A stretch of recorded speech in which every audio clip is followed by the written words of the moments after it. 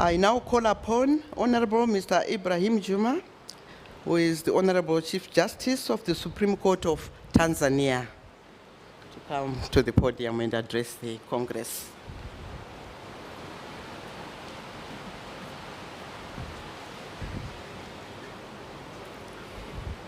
I believe it is already afternoon. Good afternoon.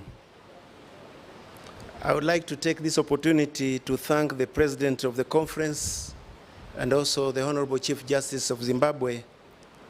Ever since we received a note that we are going to have this conference, and we were given the advantage of the theme and sub-themes, some of us, we have been thinking a lot.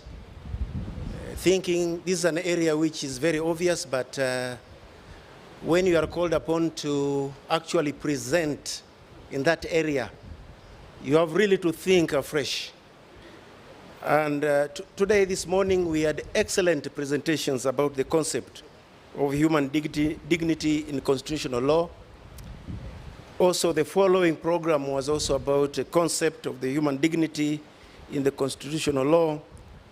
And it reminded me during my preparation that already the concept of human dignity is well known.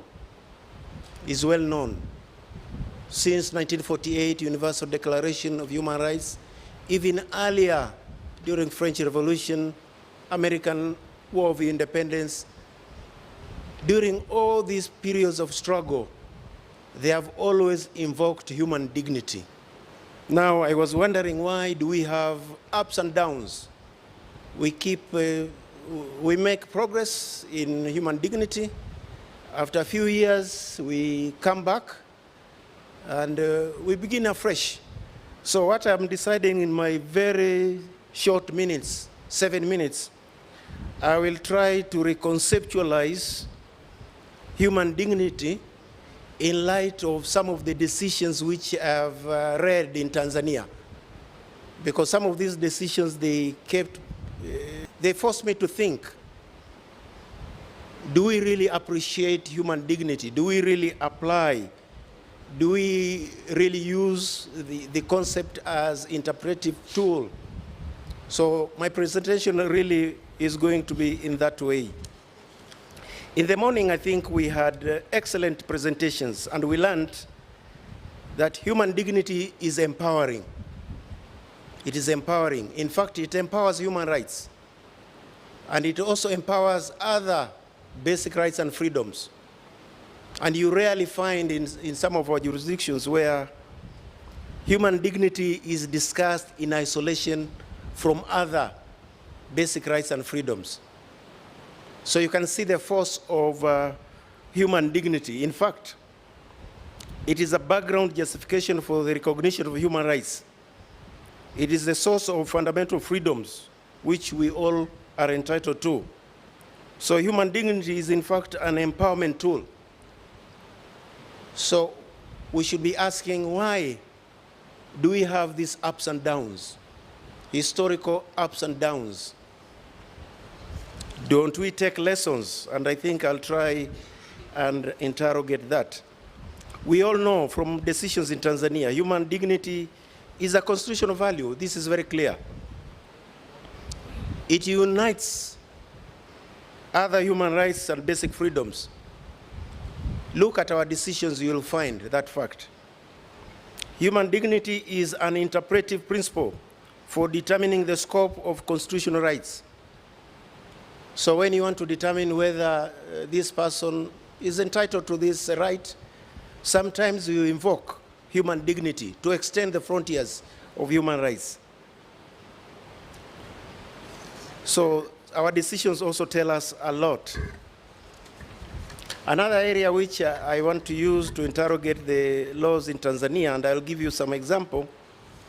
We heard from this morning from the Vice President how human dignity was a rallying call for independence.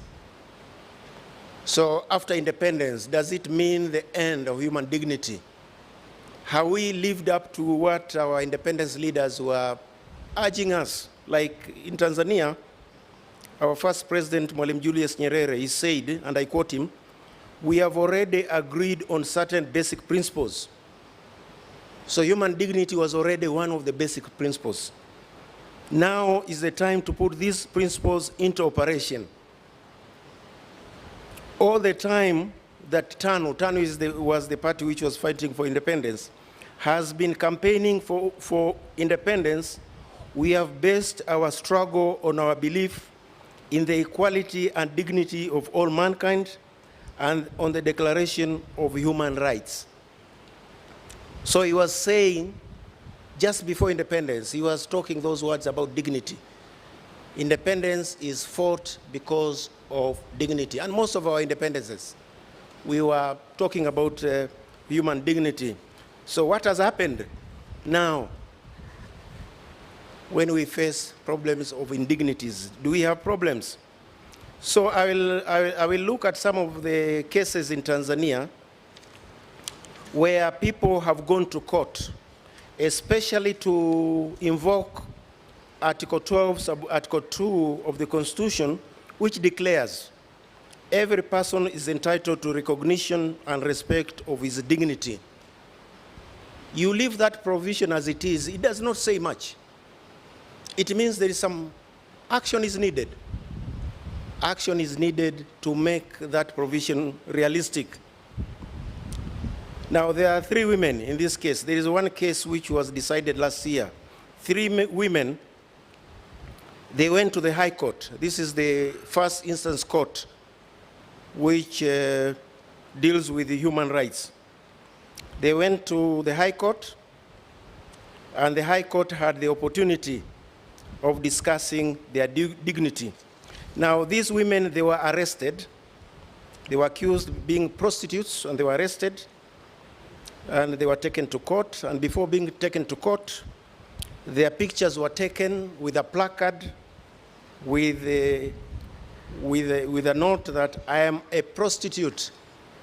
And that placard was distributed over the internet. So it's one thing to punish the offense, but it's quite another when that kind of indignity is replicated in the internet. So they went to court, they petitioned the High Court, and they wanted the whole of section of the Penal Code, section 176H. And I'm sure most of us, we still have some of these provisions. And we wonder whether we have lived the spirit of the Universal Declaration of Independence, if we steal some of the provisions which take away the dignity. This section 176 says, an able-bodied person who is not engaged in any productive work and has no visible means of subsistence. Just look at a person who is just sitting idly without working, is able-bodied. He shall be deemed to be an idle and disorderly person, and shall be liable to a fine of not exceeding 100,000 shillings, that is $40, or to imprisonment for a period not exceeding 3 months, or to both. So they wanted to challenge that. They were challenging the constitutionality of their faces being circulated in the internet, and also the reason of their arrest. Why should they be arrested? Simply because they do not have any work to do. Now, the way the High Court, as the first instance court dealing with the Constitution, is also very important. My time is up. So this decision is important because it tells you how do we handle, we judges, because what the High Court did was to dismiss their petition because they did not bring sufficient evidence. But there was a lot of lessons can still be had from that decision.